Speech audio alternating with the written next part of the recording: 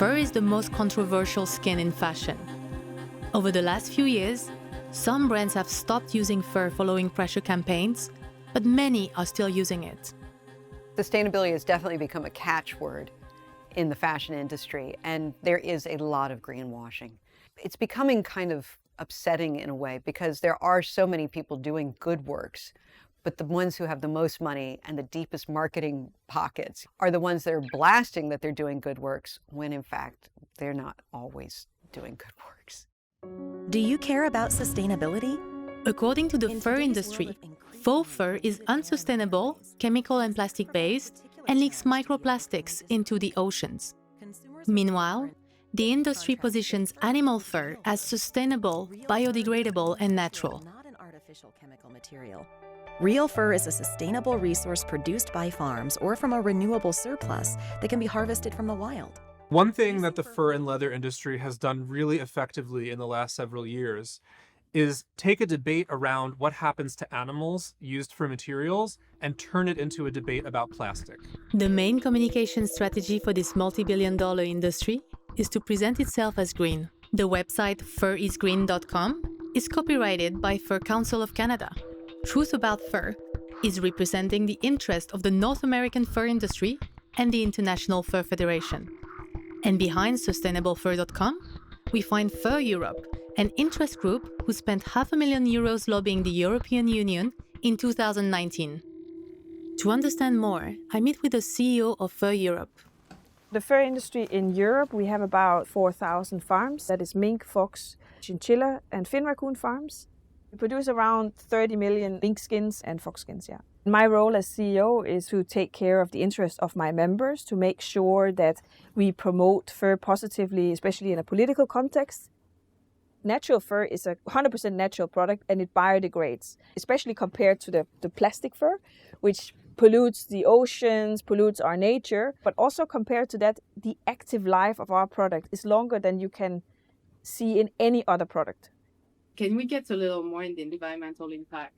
I cannot give you the figures of what we have exactly of impact now, but we are in the process of getting a full picture.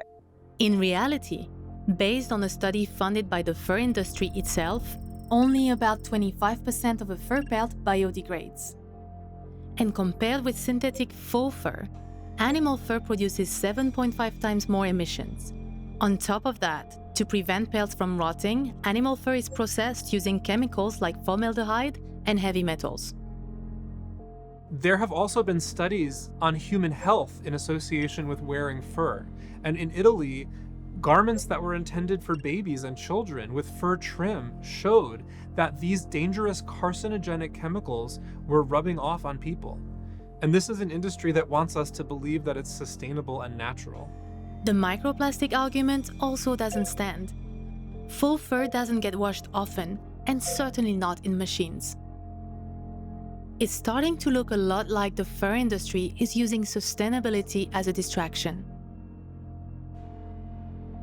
I don't think we can talk about ethical fashion without talking about animals. To me, it's about a value system. It's about how we treat the planet, how we treat people, and animals are part of that conversation. Is it acceptable to kill animals for fashion? That is a very big question.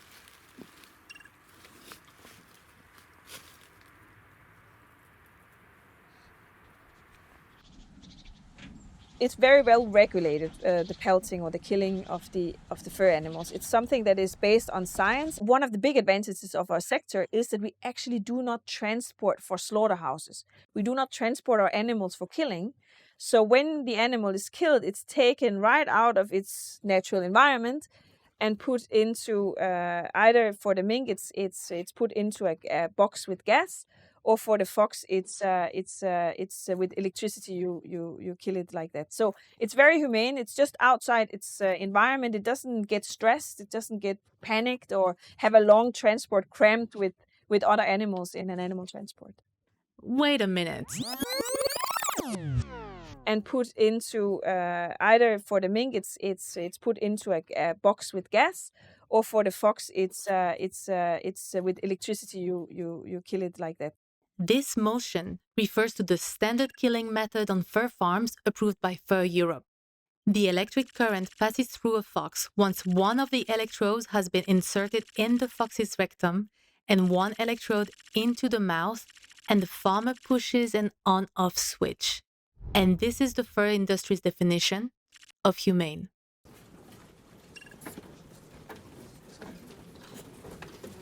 Another reason they do this is because they need to preserve the fur.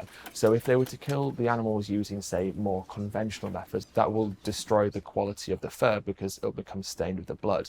And because these methods are so rudimentary and crude, what's been documented several times is that animals are actually skinned alive on fur farms. It's a form of moral insanity that we justify this behavior in any kind of way. I've not experienced one person that came to a fur farm saying, I don't accept this. I have experienced many people going to a fur farm saying, whoa, is this really what's going on?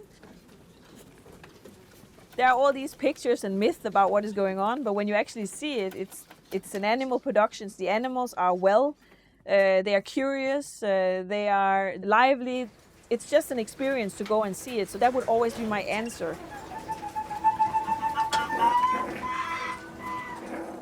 The RSPCA, which is Britain's leading animal welfare organisation, conducted a survey which showed, I think, just over 85% of the UK public would not actively choose to wear fur.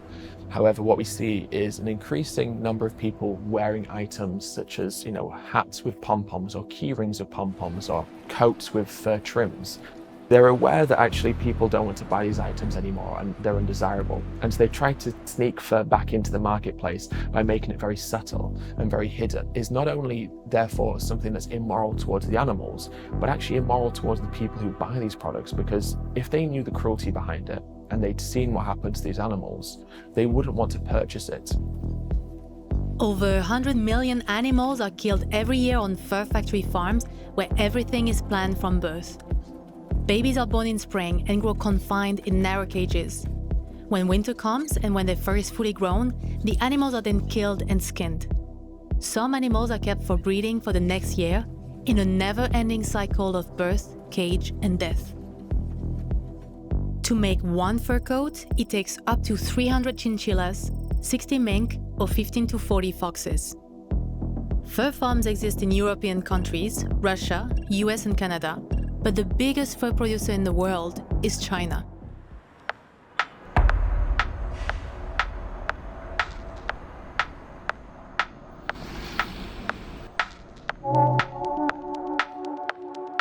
I lived in China for 10 years. Here, I am always reminded of the unstoppable pressure of consumerism. The country is ruled by a communist party, but almost everything obeys capitalist laws. With the ever-increasing purchasing power of the Chinese population, the fashion market here is worth hundreds of billions of dollars. And the fur industry in China is worth $61 billion, way more than the rest of the world. To fully grasp the scale, I get my hands on a report by Act Asia, a charity educating the public on the fur industry practices. 中国在国际上呢，其实现在是最大的生产国。最大的这个消费国，同时也是最大的制造加工国。在整个的国际市场上呢，在这个拍卖市场里面，中国的买家都是非常具有它的分量的。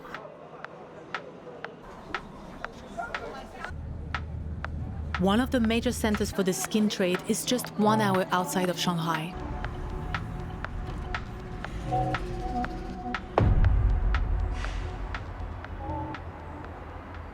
In department stores, entire floors are dedicated to fur for domestic and international sale. Posing as a buyer, I get offered wholesale price for all kinds of fur coats in several shops. 我们其实呢都不应该忽略中国在皮草产业跟它的国际交易上的一个角色，它其实是跟国际有非常紧密的一个关系。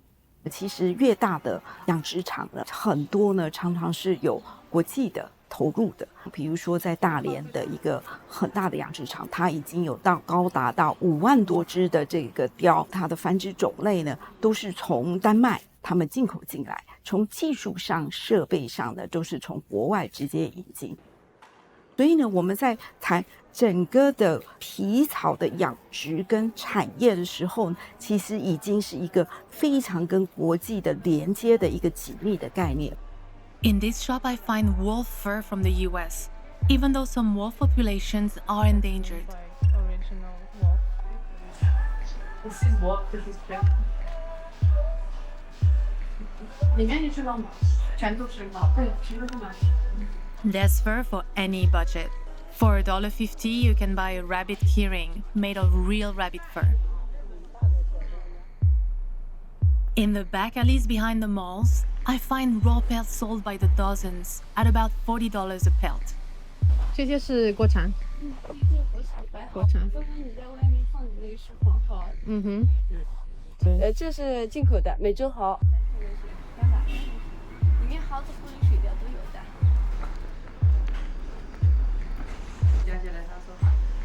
所以很多人他在买这些产品的时候呢，是无意识的，甚至有20%的人不知道啊，原来我买的皮草里面是含有动物的成分存在的，是皮草动物。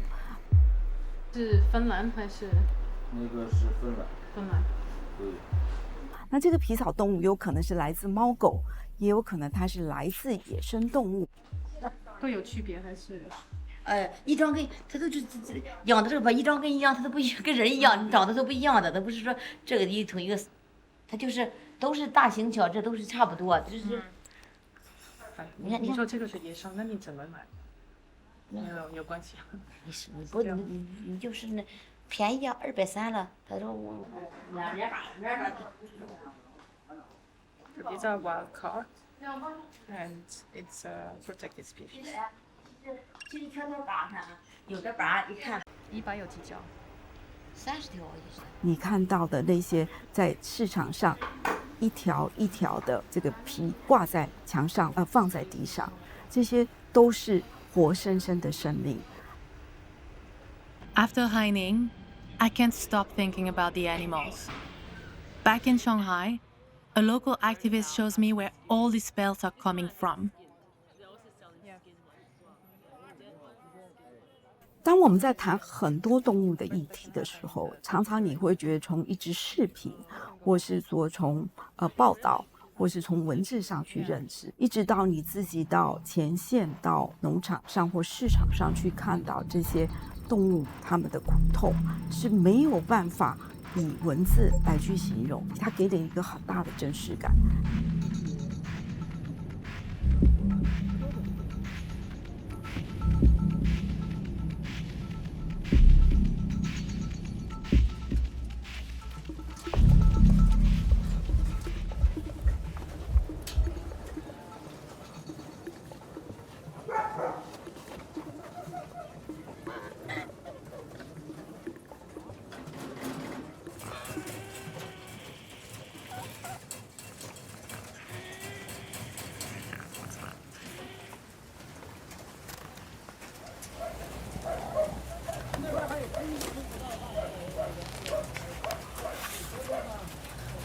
Shangli is the biggest raw fur market in China, so basically in the world. And it specializes in foxes and raccoons as well.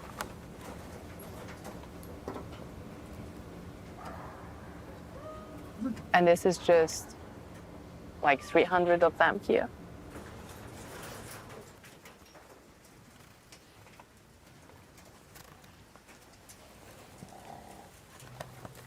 This is just one backyard farm out of, I don't know, hundreds in the areas, probably thousands.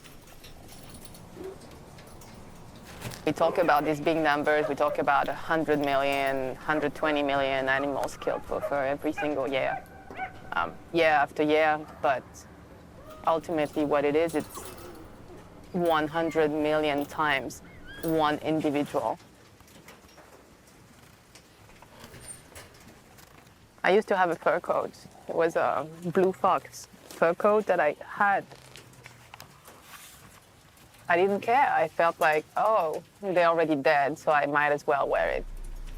And I didn't understand that because I was buying it, then they were living this life. And they were killed for me. I didn't understand that.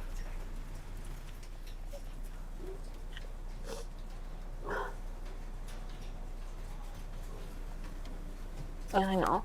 Nathan makes the same noise as my dog. When my dog is upset, or like he feels like there's someone at the door, he would make that kind of noise.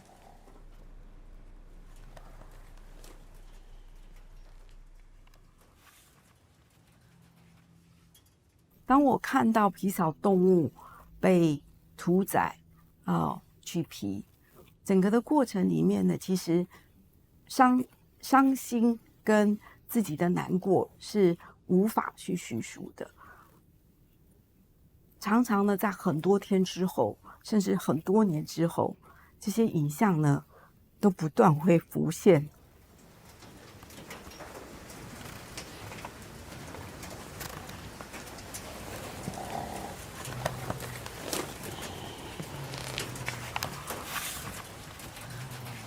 When I think about the animals, those individuals who are sitting confined in small wire cages, who evolved for millions of years to run and explore and swim and play, and they are spending their entire lives confined to a small space. When I think about the anguish and the horror that they experience, it makes me wonder, what's it going to take for us to be able to move beyond this?